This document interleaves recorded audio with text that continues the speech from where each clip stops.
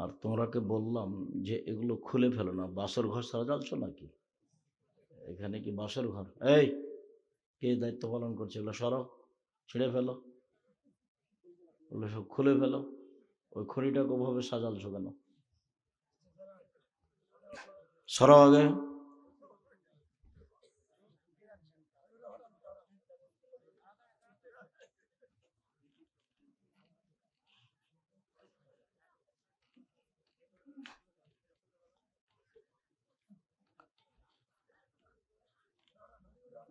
কি কোন হিসাব? এগুলো সব বেদাতীদের পক্ষ থেকে এসেছে, এদের কাছে এগুলো সব কি ঢং শুরু করেছে সব।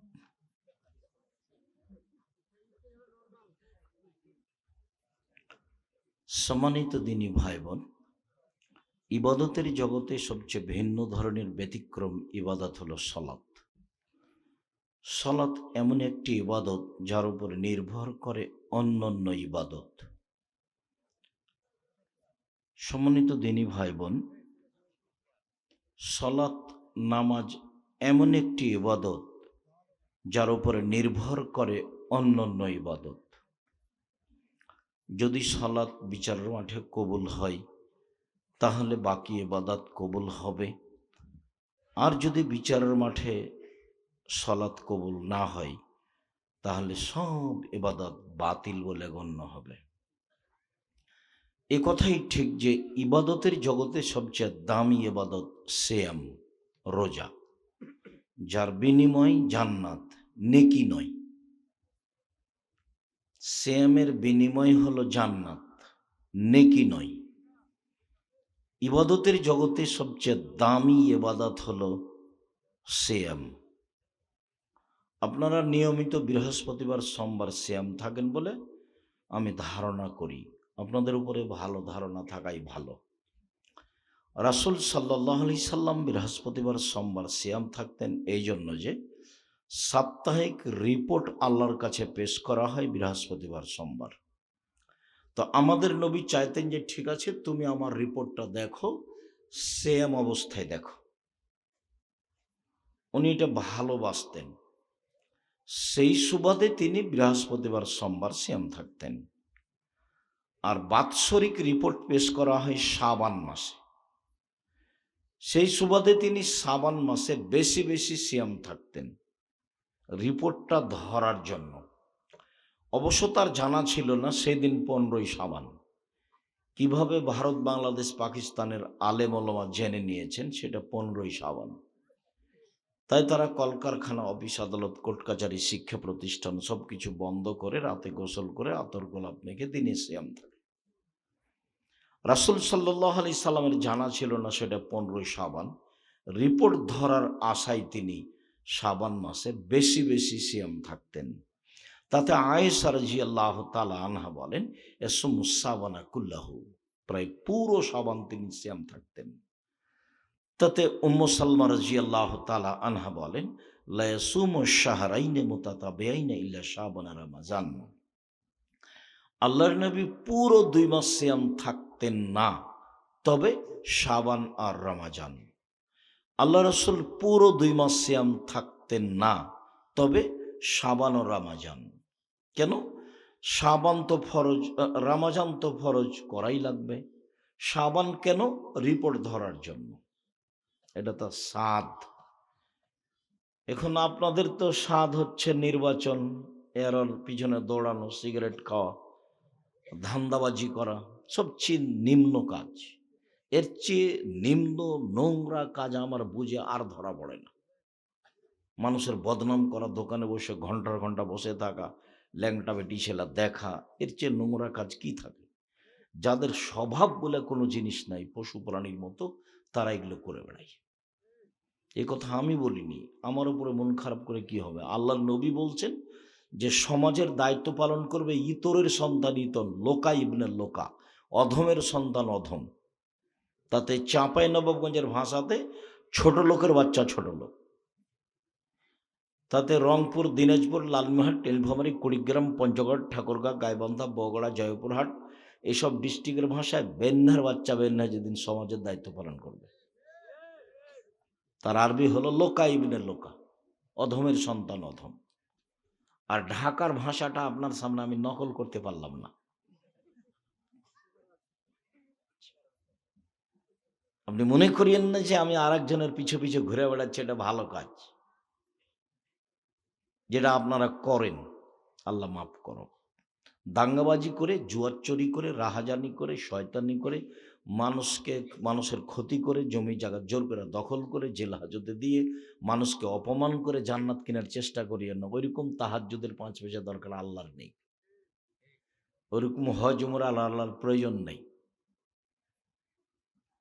সম্মানিত দিনী ভাই বোন, বলছিলাম ইবাদতের জগতে দামি ইবাদত সিয়াম, এ কথাই ঠিক। এরপরেও যদি সলাত না থাকে তাহলে সিয়ামের মতো দামি ইবাদতকে আল্লাহ কেটে দেবেন। ইবাদতের জগতে একটা বড় ইবাদত হলো হজ। রাসূল সাল্লাল্লাহু আলাইহি সাল্লাম বলছেন যে মান হাজ্জা লিল্লাহ ওয়া লাম ইয়ারফুস ওয়া লাম ইয়াফসুক রাজাকা ইয়াউমিন ওয়ালাদাতু উম্মুহু। কেউ যদি আল্লাহকে সন্তুষ্ট করার জন্য হজ করে, তাতে যদি অশ্লীল অপছন্দ কথা না বলে, তাহলে সে ফিরে আসে সেই দিনের মতো হয়ে যেদিন তার মা তাকে জন্ম দিয়েছে। নিষ্পাপ হয়ে ফিরে আসে। হজ কবুল হলে সে নিষ্পাপ। এরপরেও যদি সলাত না থাকে তাহলে হজ তার কি হবে? বাতিল হবে। ওটা আল্লাহ কেটে দেবেন। সলাত ইবাদতের জগতে ভিন্ন ধরনের ব্যতিক্রম ইবাদত। এ কথাই ঠিক যে দান সবচেয়ে শক্তিশালী ইবাদত। মানে ক্ষমতাধর শক্তিশালী ইবাদত হিসাবে দানের চেয়ে কোনো শক্তিশালী ইবাদত নেই। দানই এমন একটা ইবাদত যেটা একটা থেকে আর একটা ঘটাতে পারে, যেটা অন্য কোনো ইবাদত পারে না। রাসূল সাল্লাল্লাহু আলাইহি সাল্লাম বলেন, ইন্নাস সাদকাতা তুতফিউল খাতিয়াতা কামা ইউতফিউল মাউন নারা। নিশ্চয় দান মানুষের পাপকে মিটিয়ে দেয়, পানি যেমন আগুনকে নিভিয়ে দেয়। ক্ষমতা। রাসূল সাল্লাল্লাহু আলাইহি ওয়াসাল্লাম বলেন, ইন্নাস সাদকাতা তুতফিউ আন আহলে হারাল কুবুরে। নিশ্চয় দান যার নামে দান করা হয়েছে তার কবরের শাস্তিকে বন্ধ করে দেয়। হজ এটা পারে না, সালাত এটা পারে না, সিয়াম এটা পারে না, তাসবিহ তাহলিল জিকির আজকার এটা পারে না, কিন্তু দান মানুষের কবরের শাস্তিকে বন্ধ করে দেয়। একজন সাহাবী এসে বলছেন, আল্লাহর নবী, আমার মা হঠাৎ মারা গেছেন। লাউ তাকাল্লামাত তাসাদ্দাকাত আফা উসাদ্দাকু আনহা ওয়ালাহা সাব। আমি কি আমার মায়ের নামে দান করতে পারি? তার কি নেকি হবে? কালা নাম। আল্লাহ রাসূল বলেন, হ্যাঁ হবে। হাদিস বুখারী মুসলিম। একজন লোক এসে বলছে, আল্লাহ নবী, কাদ মাতা আবি ওয়া তারাকা মালান। আমার আব্বা মারা গেছেন, অর্থ সম্পদ জমি জায়গা ছেড়ে গেছেন।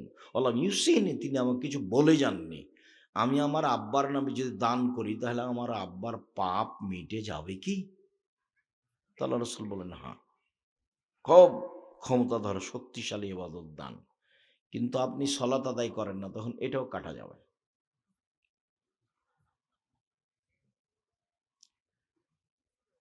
আবু হুরায়রা রাদিয়াল্লাহু তাআলা আনহু বলেন, এই ছেলে, দেখো তো ওখানে লক্ষ্য করো তোরা হাসছে কেন?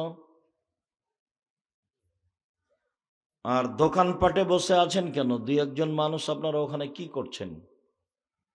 আর ওই মহিলাগুলো হইচই করছে কেন? একটু শরম হয় না কেন ওদের?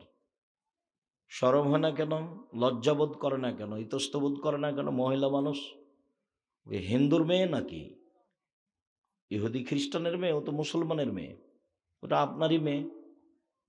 জবাব আপনি দিবেন। হ্যাঁ হ্যাঁ হ্যাঁ করে হাসে কেন? বাড়ি থেকে বলে নিয়ে আসতে পারেননি? কেমন পিতা আপনি? কি করেন? কি ছাই করেন? আপনার জীবন কেন পশু প্রাণীর মতো, গরু ছাগলের মতো? আপনার স্ত্রী হ্যাঁ হ্যাঁ হ্যাঁ করতে করতে এসেছে, আবার যাচ্ছে কেন? যাবে কেন? জানে না যে এটা দিনই বৈঠক? চুপ থাকতে পারে না কেন? আপনি দোকানপাটে বসে আছেন কেন? এখন কেন চা খাবেন? আমার জীবনে আমি কোনোদিন চায়ের স্টলে বসিনি, জীবনে কোনোদিন। 16 বছর ছাত্র জীবন আমার, 35 বছর শিক্ষক জীবন চলছে। আমার জীবনে কোনোদিন আমি চায়ের স্টলে বসিনি, বেঁচে আছি না। আমার মা বলতো, দোকানে বসিও না, প্রাইভেট পড়ায়ও না, বন্ধুতালি করো না, দাওয়াত খায়ও না। বাড়ি থেকে যখন বের হতাম তখন আমার মা পিছে পিছে হাঁটতো আর আমাকে এভাবে বলতো, দোকানে বসিও না, প্রাইভেট পড়ায়ও না, বন্ধুতালি করো না, দাওয়াত খায়ও না, এভাবে বলতেন আমার। তো আমরা কোনোদিন দোকানপাটে বসি না। আপনার শরম হয় না কেন? দোকানে বসে থাকেন কেন?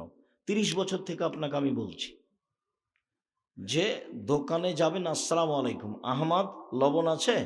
জি আছে, 1 কেজি লবণ দাও। আহমদ কাঁচামরিচ আছে? আছে, 200 কাঁচামরিচ দাও। টাকা দেওয়া হয়েছে, চলে আসেন। আপনি আপনি বসে আছেন কেন? ওখানে গল্প করেন কেন? ওখানে তো নির্বাচনের গল্প হয়, ওখানে তো কারো বদনাম হচ্ছে। আপনি অত সহজ মনে করলেন? 50 বছর যাবৎ তাহাজ্জুদ পড়েছেন, 5 ওয়াক্ত, ওইদিকে দাও, ওইদিকে দাও, 5 ওয়াক্ত সালাত আদায় করেছেন, তাহাজ্জুদ পড়েছেন, তারপরে দোকানে বসে আপনি বললেন যে অমুক খারাপ। সব ইবাদত একদিকে দেন, ওটা একদিকে দেন তো দেখি কি হয়। ওটা ভারী হয়ে যাবে, কেননা ওটা তো ক্ষমা হবে না, ওটা ওর হাত ধরে ক্ষমা নিতে হবে। আর না হলে বিচারের মাঠে নেকি দিয়ে বুঝিয়ে দিতে হবে, ওটা মানুষের সঙ্গে জড়িত পাপ। সুদ তো মহাপাপ, এই কথাই ঠিক।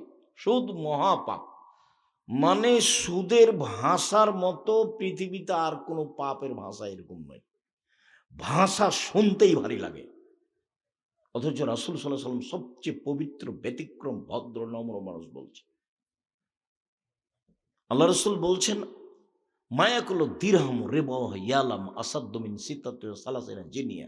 কেউ যদি জেনে শুনে 1 টাকা সুদ খায়, 36 বার জেনা করে যত পাপ হবে, 1 টাকা সুদ খেলে তার চেয়ে বেশি পাপ হবে। শিরক মহাপাপ, কিন্তু ভাষা এমন নয়। বাপ মাকে গালি দেওয়া মহাপাপ, পৃথিবীর 2 নম্বর পাপ, কিন্তু ভাষা এরকম নয়। মিথ্যা সাক্ষী দেওয়া পৃথিবীর 3 নম্বর মহাপাপ, কিন্তু ভাষা এমন নয়। মানুষকে হত্যা করা মহাপাপ, কিন্তু ভাষা এরকম নয়। যুদ্ধের মাঠ থেকে পালিয়ে যাওয়া মহাপাপ, কিন্তু ভাষা এমন নয়। মানুষের উপরে অপবাদ লাগানো মহাপাপ, কিন্তু ভাষা এরকম নয়। একেবারেই ব্যতিক্রম ভাষা। আল্লাহ রসুল বলছেন, আল বিক্র বিল বিক্রে জিলদো মিয়াতাগরিব সানা। অবিবাহিত ছেলে মেয়ে যদি জেনা করে, তাহলে তাকে 100 লাঠি পিটিয়ে এলাকা থেকে 1 বছরের জন্য তাড়িয়ে দিতে হবে। জেনা। আল্লাহ রসুল বলছেন, আসাইবু বিসাইবু রাজম। বিবাহিত পুরুষ নারী যদি জেনা করে, তাহলে তাকে ইট ঢেল পাথর দিয়ে মেরে মেরে মেরে ফেলতে হবে। মানে জেনার শাস্তির গতিবিধি দেখেন। বিবাহ করার পরে যদি জেনা করে, তাহলে তার বাঁচার কোনো সুযোগ নেই, তাকে মারতেই হবে, মেরে ফেলতে হবে। আর বিবাহ করেনি, জেনা করেছে, 100 লাঠি পিটিয়ে এলাকা থেকে 1 বছরের জন্য তাড়িয়ে দিতে হবে। এ হলো জেনার ফলাফল। আর সুদ, কেউ যদি 1 টাকা সুদ খায়, 36 বার জেনা করে যত পাপ হবে, তার চেয়ে বেশি, তার চেয়ে হাজারো গুণ, লাখো গুণ বেশি। ওটা ইসিম তাবজিল, আপনাকে আমি কি দিয়ে বুঝাই। আবার শোনেন, মূল কথা এখনো বলিনি। আবার শোনেন, আর রাসূল বলছেন, আর রেবা সাবুনা জুজান আইসারহু আইনকুরাজুল উম্মাহু। সুদের পাপের 70টি ভাগ রয়েছে। সবচেয়ে ছোট ভাগ হলো মার সাথে জেনা করলে যেমন পাপ। এগুলো সুদের পাপের ভাষা। তারপর একটা মানুষ কোটি কোটি টাকা সুদ খেয়েছে, আজকে বলছে আল্লাহ ভুল হয়ে গেছে, মাফ করো। তো আল্লাহ বলবেন, ঠিক আছে, করলাম, যা। দোকানে বসে বললেন যে অমুক খুব খারাপ, এখন মরা পর্যন্ত ক্ষমা চান দেখি। মরা পর্যন্ত ক্ষমা চেয়ে যদি ক্ষমা হয়ে যায়, তাহলে আল্লাহ হবেন জালেম, অত্যাচারী। আর আল্লাহ বলেছেন, ইন্নী হারামতু যুলমা আলাইয়া, আমি আমার উপরে জুলুম হারাম করেছি, আমি অত্যাচার করব না, মানে আমি ওই পাপ ক্ষমা করব না। যার বদনাম করেছে তার কাছে ক্ষমা নেওয়া, নইলে বিচার মাঠে নেকি দিয়ে বুঝিয়ে দিতে হবে। দোকানপাটে বসে থাকেন কেন? দলপাটি করেন কেন? মানুষের জমি দখল করেন কেন? মারামারি করেন কেন? মানুষকে গালি দেন কেন? মানুষকে অপমান করেন কেন? মানুষকে খাটো করেন কেন? কয় টাকার মালিক? মানুষকে জেল হাজতে দেন কেন? আমি তো আপনাকে দিন রাত বলছি, 5 ওয়াক্ত সালাত, হালাল রুজি, কোরআন তেলাওয়াত, আড্ডা পিটা হারাম, জান্নাত হবে ইনশাআল্লাহ। আড্ডা পিটা চিরদিনের জন্য। এই ছেলে, তোমরা দাঁড়িয়ে আছো কেন? তোমাদের জায়গা হয় না? দোকানপাট বন্ধ করতে বলো, ওখানে কোনো লোক থাকলে ওদিকে যেতে বলো, না এদিকে আসতে বলো। একটা শরমবোধ থাকা দরকার। আজকে জিলাপি কিনতে হবে, চা খেতে হবে, মানে ইতস্তবোধ কেমন? বুঝেও বুঝে না ওরা, অন্তর আছে বুঝে না, দেখেও দেখে না ওরা, চক্ষু আছে দেখে না, শোনেও শোনে না ওরা, কান আছে শোনে না। উলায়েকা কালা আনাম, তারা পশু প্রাণীর মতো, তারা গরু ছাগলের মতো, তারা কুকুর শ্রীলের মতো, বালু মাজাল বরং তার চেয়ে খারাপ। আল্লাহ বলছেন মানুষ কুকুর শ্রীগালের চেয়ে খারাপ, পশু প্রাণীর চেয়ে খারাপ। দোকানে বসে আড্ডা পিটেন কেন? গালি দিবেন কেন? মানুষকে বদনাম করেন কেন? দোকানে বসে ল্যাংটা বেটি ছেলে দেখেন কেন? এ কুকুর শ্রীগালের চেয়ে খারাপ, পশু প্রাণীর চেয়ে খারাপ। এই তো শ্রেণীর মানুষ। কেন থাকবে ওখানে? কেন বসে থাকবে? 5 ওয়াক্ত সালাত, হালাল রুজি, কোরআন তেলাওয়াত, আড্ডা পিটা হারাম, জান্নাত হবে ইনশাল্লাহ। মহিলাদের জন্য সহজ জান্নাত, 5 ওয়াক্ত সালাত, রমজান মাসের সিয়াম রোজা, স্বামীকে মেনে চলা, তিতা লাগলেও মিঠা লাগলেও, 4 জেনায় লিপ্ত না হওয়া, জান্নাতের সব দরজা খোলা। 5 ওয়াক্ত সালাত, রমজান মাসের রোজা, স্বামীকে মেনে চলা, স্বামীকে মেনেই চলতে হবে, তিতা লাগলেও মিঠা লাগলেও। জেনায় লিপ্ত না হওয়া, জেনা যদি ঘটেই যায় তাহলে আল্লাহর কাছে ক্ষমা চাইতে হবে, জান্নাতের সব দরজা খোলা। এ কথা আমি বলিনি, এ কথা মোহাম্মদ সাল্লাল্লাহু আলাইহি সাল্লাম বলেন। বলছিলাম যে শক্তিশালী ইবাদত দান, কিন্তু সালাত নাই তো সব গেছে। সালাত এমন একটি ইবাদত যার সাথে আপোষ চলে না। অন্য অন্য ইবাদতে আপোষ চলে। কেমন? ফরজ কিন্তু আপোষ চলে। কি? হজ। এবছর যাবেন না, সামনে বছর যাবেন, যান, ঠিক আছে, গেলেই হলো। এই যে আপোষ আছে। জাকাত, আচ্ছা আজকে দিবেন, 2 মাস আগে দিবেন, দেন। 15 দিন পরে দিবেন, তো দেন। জাকাত দিতে হবে, দেন। 2 দিন আগে পরে সমস্যা নেই। এই যে আপোষ আছে। রমজান মাসের সিয়াম, আপনি রোজা এখন করিয়েন না, পরে করেন। আপনি সফরে আছেন, রমজান মাস ফরজ সিয়াম, আপনি করিয়েন না, পরে করেন। সফরে আছেন সেজন্য পরে করা যাবে। সালাত এক অবাক ইবাদত, এরকম কোনো সুযোগই নাই। অথচ মানুষ সালাত আদায় করে না, দোকানপাটে বসে আছে ইতর শ্রেণীর মতো হয়ে, মানুষের বদনাম করছে, গীবত করছে, আর ঘন্টা বসে থাকছে দোকানে। সালাতের সাথে কোনো সম্পর্ক নাই। আর কাপুরুষ পিতা মুখখান চুপটিই লেগে বসে থাকে। অন্য কাজের সময় ছেলেকে বলে, আর পড়ার সময় আর সালাতের সময় বলতে পারে না। জন্ম দিয়েছেন আপনি, বলবো আমি? আমি বলবো কেন? আপনি বলেন। আপনি তো খুব প্রশংসা করেন, আমার ছেলে ওই গোল্ডেন পেয়েছে, আমার ছেলেকে বড় ডাক্তার বানাবো, বড় ইঞ্জিনিয়ার বানাবো। এ কথা বলতে পারেন না যে বড় চোর বানাবো? প্রায় ইঞ্জিনিয়ারই চোর, প্রায়। ব্যতিক্রম আমি বলি না যে হবে না ব্যতিক্রম। আর ডাক্তার, প্রায় ডাক্তারই প্রতারক। যে কোম্পানি বেশি টাকা দেয় তারই ওষুধ লিখে। লাগবে মেধা ভালো, আমার ছেলে গোল্ডেন পেয়েছে, অমুক করবো তমুক করবো, ছাই করবেন, কি করবেন। ছেলে মানুষ করেন জাতির জন্য, জাতির উপকার করতে পারে জন্য ছেলে। দিন রাত ছেলে ঠাকুরের গান বলে, আর আপনি বলছেন ছেলে আমার গোল্ডেন পেয়েছে। আমি কোনোদিন বলিনি এই কথা আপনার ছেলে। আর আপনার যে অবস্থা, জাহান্নাম, খালি মরলেই হবে। জাননি কেন? মরেননি এই জন্য। এই স্বভাব কেমনে জান্নাত হয়? মানুষের বদনাম করে, গীবত করে, নিন্দা করে, মেরে জেল হাজত দিয়ে, রাহাজানি করে, লুটতরাজ করে, মারামারি করে, হাঙ্গামা দাঙ্গা কেমনে হয়? এগুলো সব মহাপাপ। প্রায় সব পাপে হক নষ্ট পাপ। কিভাবে জান্নাত হবে?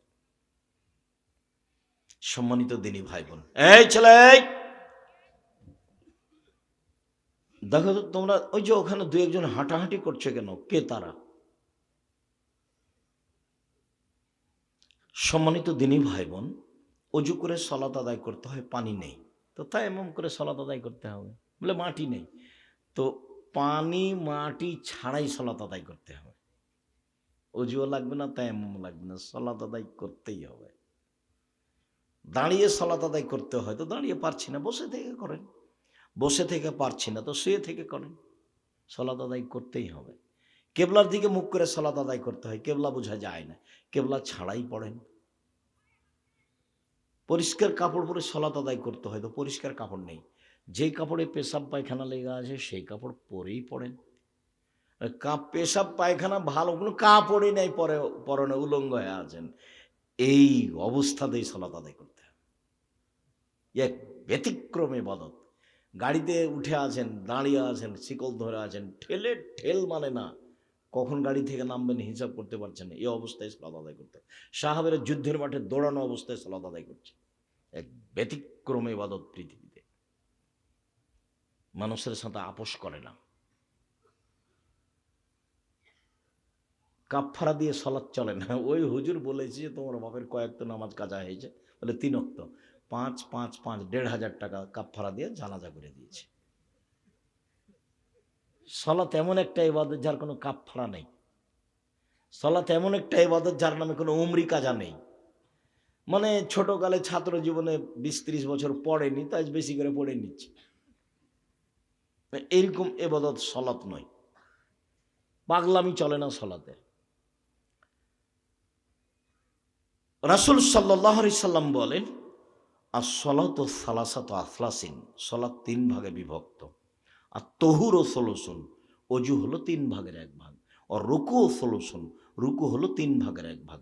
আর সুজুদ ও সলুসুন, সিজদা হলো 3 ভাগের 1 ভাগ। ফামান আদ্দাহা বিহাক্কিহা, যে এই 3টে ঠিক ঠিক নিয়ম অনুযায়ী করবে, কবিলাত সালাতুহু, তার সালাত কবুল করা হবে। কবিলা সায়র আমালিহি, তার সব আমল কবুল করা হবে।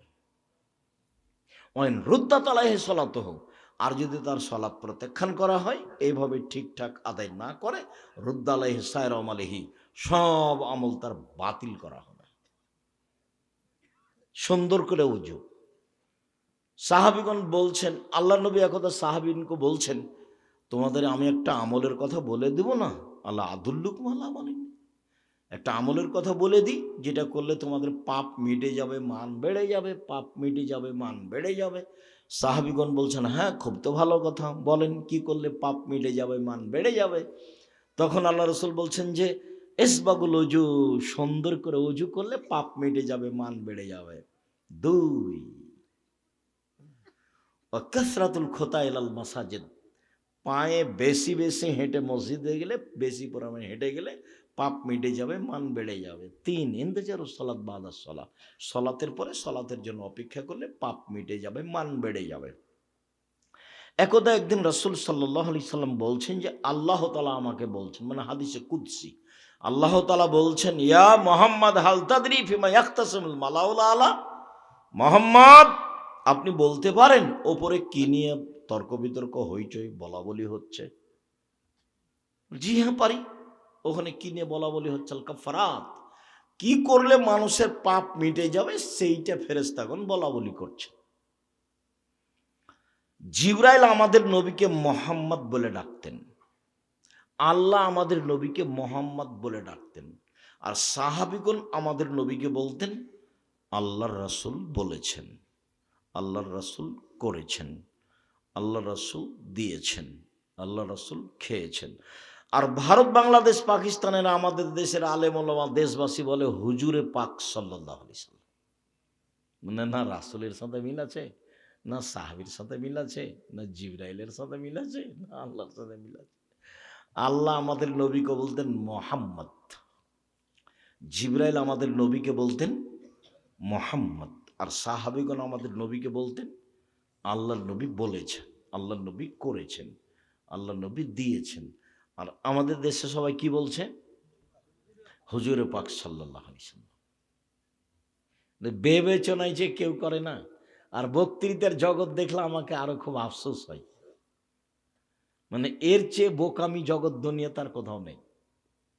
আপনি বিশ্বাস করেন, আপনাদের হাই স্কুলের হেডমাস্টার কে যদি আপনারা গ্রামবাসী পা ধরে বলেন যে ভাইজান আমাদের এই মূর্খ ছেলেটা ঘন্টা মারার জন্য নিতে হবে, ঘন্টা মারার জন্য, নেবে না। যে বলেন কি, অক্ষরই ছিলেন, আমি তাকে কেমনে নি? আর বক্তৃতার জগৎ, একজন মাওলানা বক্তব্য, ও কোরআন মাজিদ পড়তে পারে না,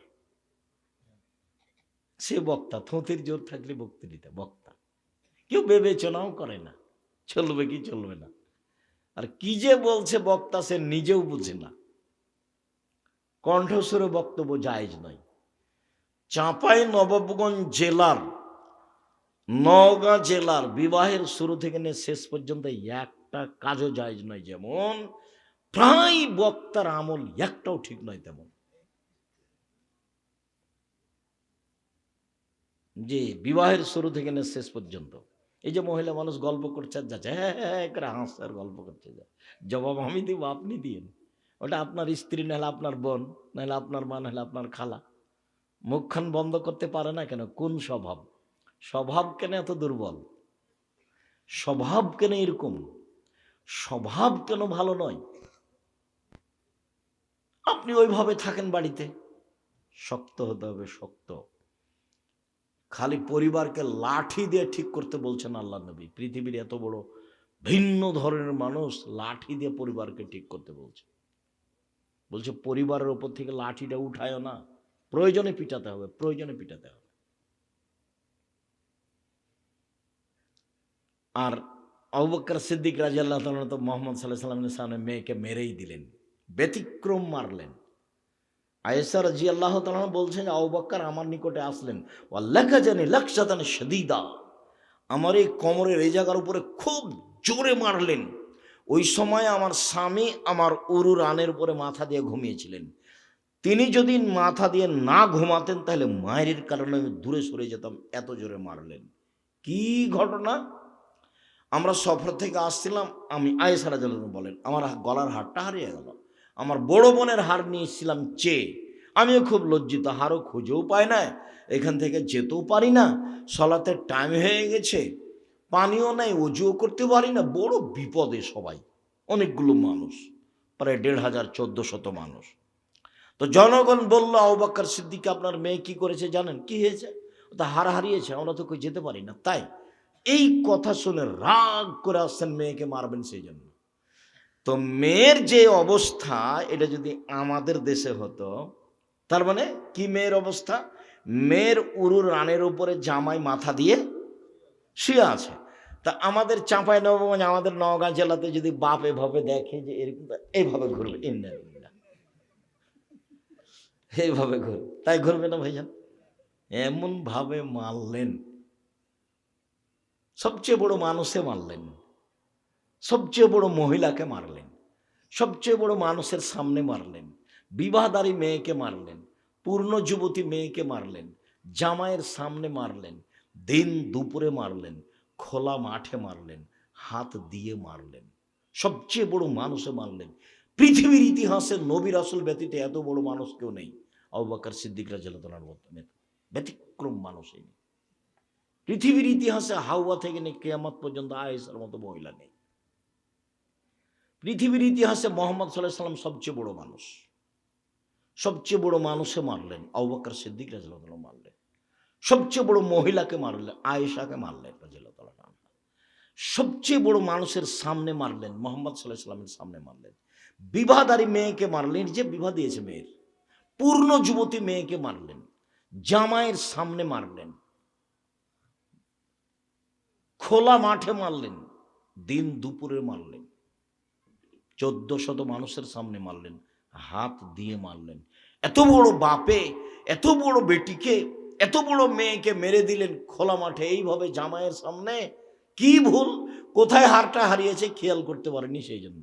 আর আপনার মেয়ে হ্যাঁ করে আসতে চলে যাচ্ছে, আপনাকে খারাপ লাগে না? আপনি তাকে ধমকও দিতে পারেন, আপনি আমার বাপ। ছি, এই বাপ আমি চাইনি কোনোদিন। আপনি মারা গেলে ছেলে মেয়ে লালন পালন করবে ইনশাল্লাহ, জামিয়া সালাফিয়া, চিন্তা করবেন না। ৫১৯ জন ইয়াতিম অসহায় আছে, ৫১৯ জন। কালকে যদি ৫০০ জন যাই, লালন পালনের কোনো সমস্যা নেই আলহামদুলিল্লাহ। ৫,০০০-এর বেশি ছেলে মেয়ে পড়াশোনা করে, ৩০০ জন শিক্ষক শিক্ষিকা আছে, এখন ৪০ লক্ষ টাকা মাসে বেতন লাগে।